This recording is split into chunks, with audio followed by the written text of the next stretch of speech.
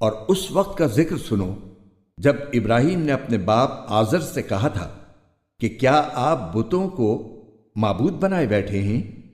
میں دیکھ رہا ہوں کہ آپ اور آپ کی قوم کھلی گمراہی میں مبتلا ہیں۔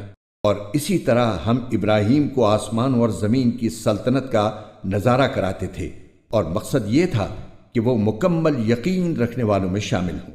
چنانچہ جب ان پر رات چھائی تو انہوں نے ایک ستارہ دیکھا، کہنے لگے یہ میرا رب ہے۔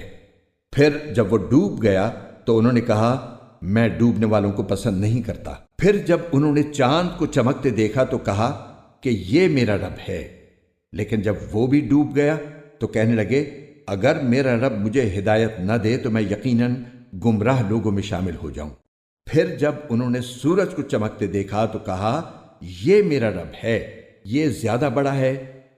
پھر جب وہ غروب ہوا تو انہوں نے کہا اے میری قوم، جن جن چیزوں کو تم اللہ کی خدائی میں شریک قرار دیتے ہو میں ان سے بیزار ہوں۔